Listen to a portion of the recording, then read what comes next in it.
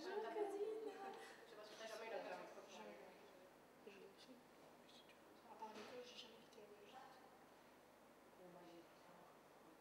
Une fois en Italie avec mon mari. Voilà, c'est là, c'est fini. D'accord, biologiste. Vous allez au Londres quand tu peux pêcher? Très bien. En chat.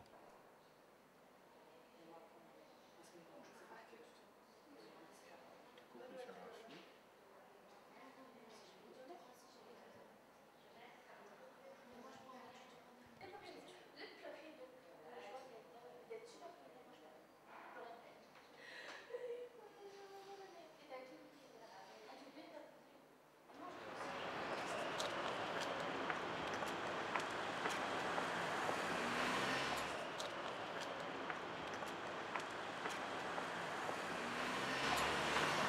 Voilà, nous nous trouvons ici devant l'école Bischofsheim, une école de mode, mais nous, ce qui nous intéresse, c'est l'aspect sociologique de la mode. Alors on va maintenant entrer pour discuter avec la chef de l'atelier, Madame Jardon. Allons-y.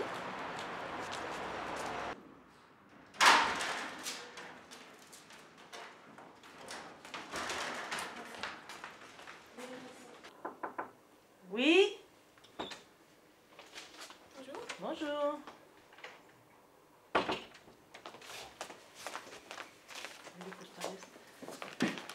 Bonjour, pourquoi c'est toi? Si. Donc, Madame Jardon, vous êtes donc la chef de l'atelier. Je suis chef d'atelier ici à l'école, oui. Et tout d'abord, est-ce que vous pouvez vous présenter en quelques mots et nous dire quel est votre rôle au sein de l'école?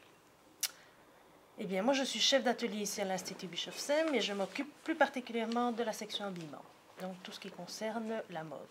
Mon travail, c'est de gérer par exemple les stages extérieurs de nos élèves, de m'occuper des horaires de l'école, donc je fais les horaires, de gérer tout ce qui est matériel, donc toutes les machines à coudre, tous les ordinateurs qui sont aussi présents, donc veiller à ce que tout fonctionne, de faire les commandes de matériel, de fournir le matériel au professeur, et tous les détails administratifs comme tout ce qui est extramuros, etc. quand nos élèves s'en vont. En gros, c'est ça. Ouais. Je vais d'abord vous poser quelques questions à propos de l'école. Oui. Et en quelle année fut fondée l'école? L'école a été fondée en 1865 Par qui? par Jonathan Bischofsheim, qui est un personnage qui voulait faire évoluer un petit peu la situation des femmes. Et il a créé cette école, qui était une école à ce moment-là de travaux féminins, de couture, pour que les femmes puissent se débrouiller dans leur ménage, mais aussi les ouvrir un petit peu vers un avenir professionnel dans la mode. Justement, dans l'école, est-ce qu'il y a... C'est quoi la majorité d'élèves? Il y a plus de filles ou de garçons? Actuellement, il y a en section habillement du moins plus de filles. Mais à l'époque de l'ouverture, c'était une école uniquement pour les jeunes filles. Mais depuis, bien sûr, tout est devenu mixte.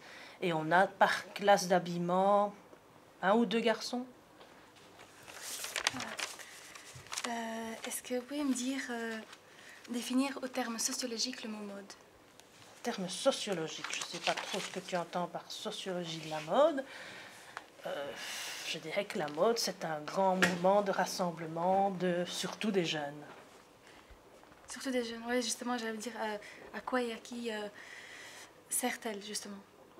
À qui sert-elle? Elle sert un peu à tout le monde, je pense, mais c'est surtout les jeunes qui sont très axés sur la mode et qui s'y accrochent beaucoup. Une fois que les femmes deviennent un petit peu plus âgées, elles retournent un peu plus vers le classicisme, sauf pour certaines occasions un petit peu plus rares. Mais ce sont surtout les jeunes qui s'intéressent à la mode. À qui profite Voilà. la mode? Ben déjà à tous ceux qui créent les vêtements, qui les confectionnent, ceux qui font les tissus. C'est tout un commerce, la mode, bien sûr. Est-ce que vous pouvez me donner un pourcentage de personnes en Belgique qui suivent la mode? Un pourcentage de Oui, personnes qui ouais. suivent la mode. 85%? Au fond, est-ce que la mode, est-ce qu'elle sert plus peut-être à montrer qui on est que pour l'argent, que pour autre chose? Ça dépend des personnes. En général, les jeunes aiment bien appartenir à un groupe, donc pour appartenir à ce groupe, ils suivent la mode. S'ils ne sont pas habillés très à la mode, ils vont tout de suite se faire un petit peu rabrouer, mettre un peu sur le côté, et puis ils ne sont pas intégrés dans le groupe. Donc ils font ça surtout pour s'intégrer dans le groupe. Tout le monde connaît quelques styles de mode, le classique, le gothique. Est-ce que vous pouvez citer justement, c'est quoi vraiment les styles, s'il y a des autres? quels sont les styles? Les styles dépendent de l'époque, hein. Il y a eu les hippies, il y a eu les grunge, il y a eu les punks, maintenant il y a les gothiques. Tout ça, ça évolue très fort avec la jeunesse et ce qu'ils recherchent. Donc il y a toujours des styles qui s'arrêtent, d'autres styles qui commencent. C'est très varié. Pourquoi justement on a l'impression que c'est plus les jeunes qui suivent la mode? Parce que je pense que ce sont plus les jeunes qui veulent se montrer différents de la société. Les jeunes sont toujours un petit peu à l'écart de la société. Ils n'acceptent pas la société des plus anciens, ils estiment toujours faire mieux. Donc ils veulent leur mode à eux, ils veulent un groupe à qui eux appartiennent et qui se différencie de leurs aînés. Qu'est-ce qui les pousse à avoir tel ou tel style? Ça dépend de ce qui a été un peu lancé comme mode. Maintenant, on a les gothiques. Bon, il y a certains jeunes qui se rapprochent du mouvement gothique parce qu'ils aiment simplement s'habiller en noir et se maquiller en noir. D'autres vont plus à fond dans le style gothique en prenant un petit peu leur côté ésotériste avec tout ce qui est un petit peu messe noire derrière et sorcellerie, etc. Donc, il y a plusieurs raisons. Mais ils ont tous un peu leurs raisons particulières à eux. Pourquoi est-ce que la mode ancienne, elle revient toujours? On a toute l'impression qu'elle revient. Mais la mode ancienne revient toujours un petit peu parce qu'on ne peut pas toujours inventer du nouveau. Un vêtement, il n'y a rien à faire. Il y a un devant, il y a un dos, il y a des manches, il y a un col. On ne sait pas créer à l'infini. Donc il y a toujours quelque chose à un moment ou à un autre qui revient. Et pourquoi est-ce qu'on fait revenir? Justement pour que les gens puissent changer de vêtements. Si on fait toujours la même chose, qu'on garde toujours la même chose, qu'on garde toujours des mini-jupes, personne ne va acheter des vêtements. Tandis que si on passe de la mini-jupe à la maxi, ça fait marcher le commerce, forcément, les gens achètent. Est-ce qu'il y a toujours de la nouveauté dans la mode? Il y a toujours un peu de nouveauté. Il y a beaucoup de nouveautés aussi au niveau des matières, surtout. Puisqu'à l'heure actuelle, on a beaucoup de matières qui sont des tissus textiles intelligents, comme on dit, des matières qui gardent la fraîcheur, des matières qui gardent chaud, des matières comme pour les tenues de sport qui permettent, par exemple, d'avancer plus vite dans l'eau, parce qu'il y a moins la fibre est moins résistante à l'eau, etc. Donc ça, c'est une des grosses évolutions à l'heure actuelle sur les matières. C'est quoi cette tendance de mode qui veut que les gens aient une taille fine et que les mannequins soient maigres finalement? Quelle tendance? C'est parce que les gens aujourd'hui trouvent ça beaucoup plus beau. Au temps des peintres flamands, on préférait une femme avec des rondeurs. Maintenant, partout dans les publicités, etc., on voit des femmes minces, je dirais même maigres, ou trop maigres, parce qu'on trouve ça plus esthétique, tout simplement. Où se situe la mode belge par rapport aux autres pays? La mode belge, elle est assez bien vue dans les autres pays. Depuis quelques années, on développe très fort les stylistes belges, etc. Donc, ils ont une grande renommée.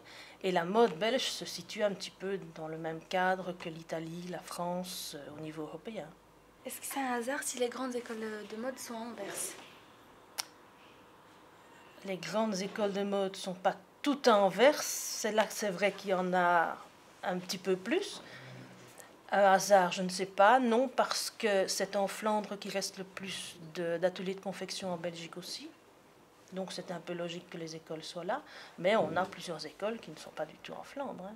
Mais en Wallonie, il y en a peu, effectivement. C'est ou à Bruxelles, capitale, ou en Flandre. On voudrait savoir, est-ce qu'il y a déjà des grands créateurs qui sont venus à l'école ici? Ça dépend de ce qu'on appelle des grands créateurs. Si on appelle grand créateur quelqu'un qui a un grand nom connu du public, on en a... Il y a Watley qui est passé par chez nous, oui.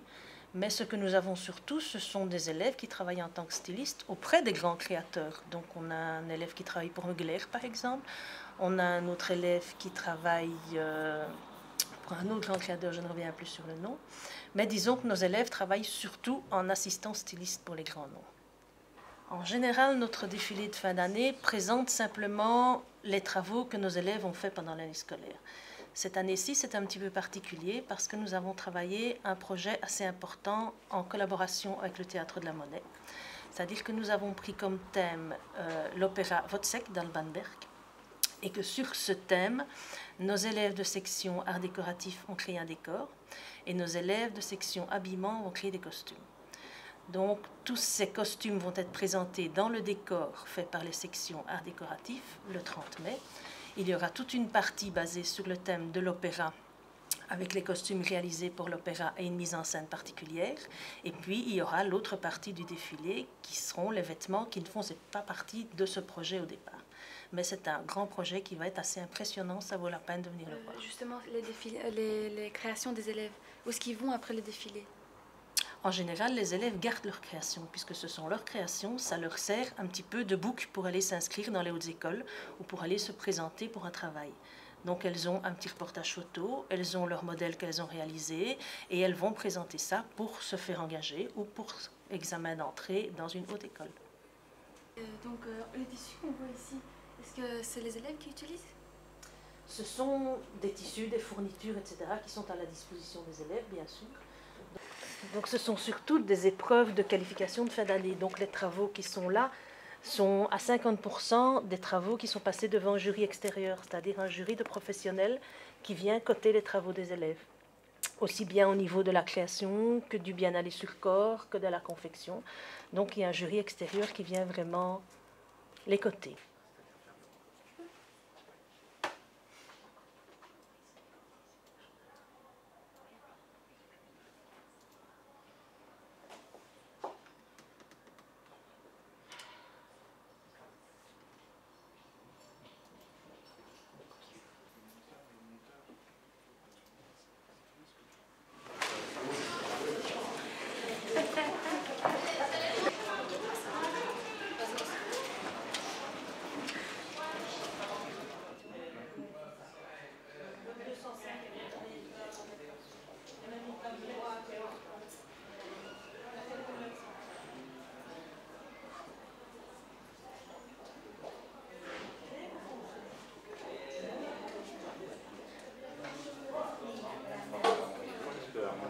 On commence leur dossier de stage.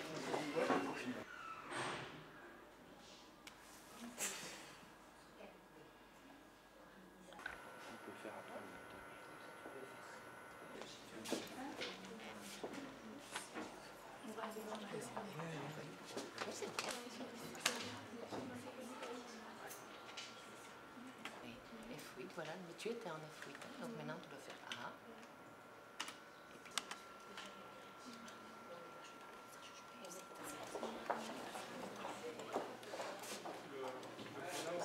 AutoCAD, A-U-T-O-C-A-D. AutoCAD, donc c'est un programme qui est utilisé par l'architecture au départ.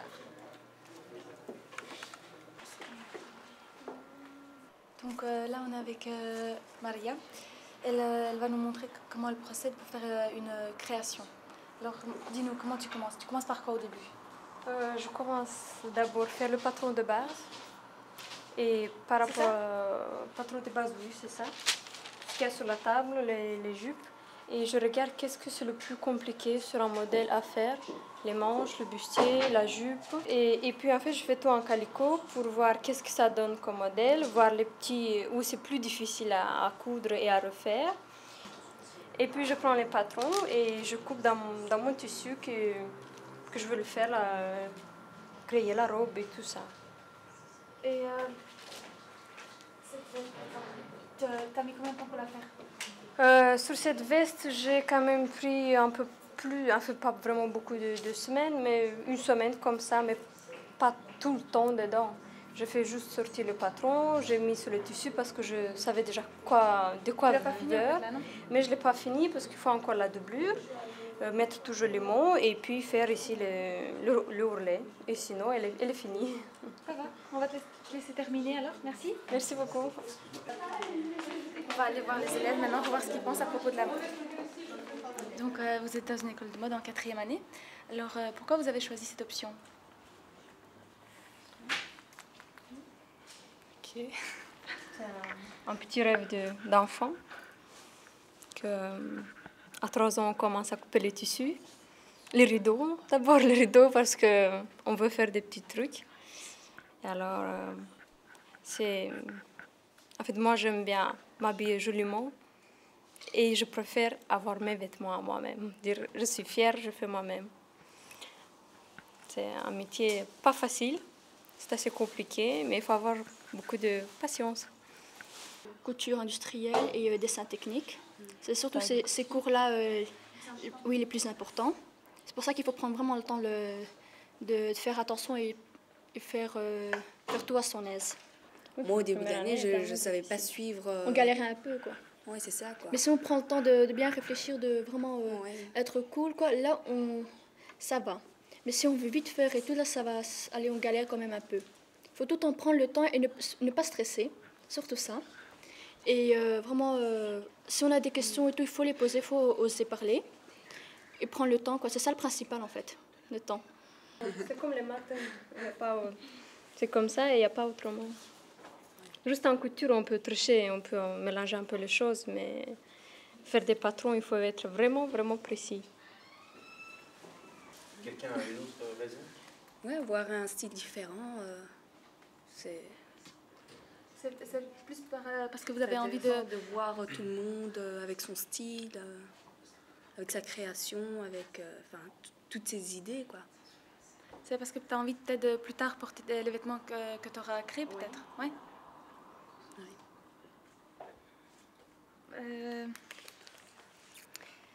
Est-ce que vous pensez que la mode, c'est plus montrer qui on est ou l'image qu'on veut montrer par rapport aux autres?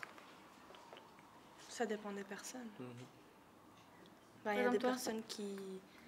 moi, c'est pour créer ce que j'aime bien. C'est pas forcément pour les autres, quoi. Je dirais plutôt développer mes idées. Ça, habituellement, on voit toujours les idées des autres, c'est presque pareil. Mais il y a certaines personnes qui ont des idées différentes. Donc, ça serait bien aussi de les développer pour avoir un style différent des autres. Et toi, par exemple, pour plaire à une fille, est-ce que tu t'habillerais avec des vêtements de marque? Tu te sentirais plus à l'aise? Non, vraiment pas. Enfin, je fais beaucoup de friperie, donc magasin d'occasion, donc vraiment pas. C'est pas ça le principal. C'est pas ça. Le vêtement qu'on porte montre une personnalité? Oui, bien sûr. Par exemple? Par exemple, s'il va s'habiller un peu, c'est pas avec beaucoup de vêtements dessus, avec des bijoux, avec des trucs qu'il a lui-même inventés, ça veut dire qu'il est un peu artistique, mais c'est juste simple et c'est classique. Oui. J'aime pas vraiment spécialement les vêtements de haute couture, ou plus justement fabriquer ses propres vêtements et pas vraiment des vêtements de marque ultra chers qu'on trouve dans les boutiques partout à Paris, Londres, etc., dans le monde. Donc justement, c'est plus exprimer sa personne que d'acheter ce qui est déjà fait et de porter pour montrer son portefeuille finalement. Est-ce que vous pourriez avoir des affinités avec des personnes qui ont un autre style que vous? Par exemple, avec un gothique? Une gothique. Ça, c'est... Chacun s'habille à sa façon de voir des choses. Et de toute façon, les vêtements, ça change. Aujourd'hui, on veut s'habiller comme ça, demain, c'est autrement. On change carrément de gothisme ou d'autre chose. Vous pensez que c'est bien que la mode ancienne revient tout le temps? Oui. Moi, j'aime bien. C'est une belle mode, belle époque. Vous préférez la mode ancienne ou les nouvelles créations? Les deux. Les nouvelles créations. Oui. Oui. C'est bien de faire des mélanges des deux aussi. Oui, en fait, maintenant, ça mélange les deux, de l'époque et de maintenant. On peut prendre une veste un peu évasée, mais la jupe, comme maintenant, un peu des fleurs, des trucs. En fait, les créations que vous faites, est-ce que vous inspirez de quelque chose que vous avez vu ou c'est vous-même qui créez ça? Moi, personnellement, c'est mes idées, quoi. Je vais pas copier, ça sert à rien de... Ça existe déjà, ça sert à rien de faire c'est pareil. ça, quoi. Autant montrer ses idées à soi-même, enfin à nous, quoi. Ça sert à rien de refaire un truc qu'on a déjà vu, autant aller l'acheter. Vu que c'est nous quand même, on a la chance de créer un truc, donc le faire comme on les veut, idées quoi. de créer quelque chose, comment ils vous viennent? Ça vient juste comme ça? C'est inspiré de quelque chose et on ajoute notre petit truc là. On change les manches, on change le col. Et ça peut, on peut s'inspirer de quelque chose. On modifie les vraies choses, on va dire ça comme ça. J'aime bien ce modèle, mais je veux faire à ma façon. C'est un truc simple et puis on ajoute des choses qu'on aime bien. Et surtout aussi quand même une inspiration à la base, quelque chose, plusieurs vêtements qu'on a déjà vus et on s'inspire, on prend un petit bout là, un petit bout là, puis bien sûr on personnalise le vêtement total à la fin, quoi. Mais on ne sait pas partir de quelque chose totalement inventé, quoi. Tout existe déjà pratiquement. Donc, Faut quand même prendre des filles qui ont des formes pour montrer le vêtement. Évidemment, là, quand on monte les vêtements, c'est tout le temps sur des filles qui sont hyper minces. Donc quand on voit ça, on fait oui, c'est très beau et tout, mais quand on va l'acheter, on le laisse sur nous. C'est vraiment rien à voir, quoi. C'est pas pareil. C'est pour ça qu'il faut quand même montrer des filles, pas toujours très grandes aussi, par respect quand même aux ceux qui sont un peu petites, et surtout avoir des formes. C'est ça surtout principal. Non, je pense que la fait taille, pas de la réalité, quoi. c'est aussi important, quoi. Elle doit avoir quand même... 1m75. Oui, d'accord, je ne Oui. vais pas dire une très grande fille, On va pas une mettre toute petite. une petite Mais c'est aussi naine. quand même d'avoir de forme, un peu de poitrine. Mais un non, peu de c'est parce que taille, maintenant la femme idéale c'est une femme toute maigre, toute grande, alors qu'avant c'était pas comme ça, c'était vraiment une femme un peu grosse. C'est les gens qui changent, c'est pour ça que les femmes elles sont. Maintenant la femme idéale elle est toute maigre et toute grande. Pour tout Les le monde. garçons, par exemple, ils préfèrent des filles un peu plus, avec plus de forme ou vraiment maigres? Non, déjà, enfin, les quand formes, c'est même, quand même, hein. ouais, c'est quand même important. Enfin, les mannequins qui sont déjà, comme on dit, super grands. Pour les mannequins, tu préférais que ce soit, Non, qu'elles soient vraiment plus... pas. Oui, enfin, qu'elles aient plus de forme que Oui. vraiment une espèce de bâton, quoi, finalement. Puisque c'est gigantesque. C'est pas beau. Je trouve que c'est pas beau. Même si un grand couturier demande un immense mannequin et il lui fait une forme, alors il n'y a plus de poitrine, le vêtement il est déformé, non, j'aime pas. Il y a parfois des couturiers que je regarde sur le net et j'aime pas. Moi, je dirais J'aime pas ça, la ça façon. détruit l'image de la femme. Je pense. Pour moi, aussi. un bâton, un cure-dent, pas de forme, rien du tout, ça détruit l'image, quoi. Ouais, c'est pas beau. Il faut montrer ce qu'on est là maintenant réellement. Est-ce que vous pensez qu'avec le temps, ça commence à changer, que maintenant ils préfèrent, que les grands créateurs préfèrent que les mannequins soient un peu plus, avec plus de forme? Je pense qu'il y a une petite révolution. Non, je pense pas. Non, moi, je vois pas ça. De plus en plus... Il y a certains C'est de plus en grands plus couturiers. mince, Non, justement. je pense pas. Il y a eu un problème et je pense qu'ils ont changé.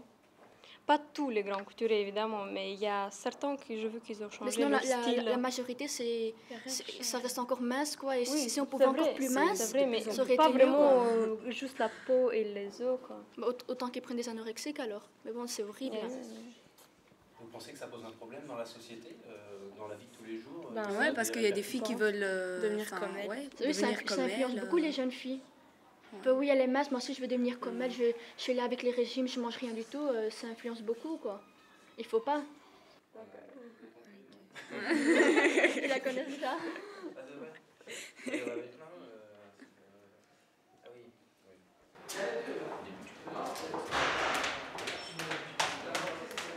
Voilà, c'est ici que se termine notre visite à l'école Bischofszell.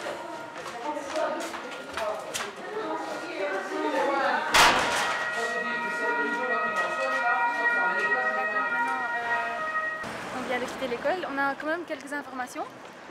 Au début, on avait pris la mode plus pour montrer aux étrangers que la mode belge, qu'il y a aussi une mode belge. Mais après, ça a changé, on a pris l'aspect sociologique de la mode. C'est sûr que la mode et le tourisme, il n'y a pas vraiment de lien. Mais là, on a découvert une école qu'on ne connaissait pas. Et donc, c'est quand même, on va dire, du tourisme, parce qu'on a découvert quelque chose qu'on ne connaissait pas. Donc là, c'était plus pour voir comment on se débrouille, pour les contacts, d'une école à une autre, en tourisme. C'est quand même ça, c'est quand même très important. Je crois qu'il faut carrément enlever.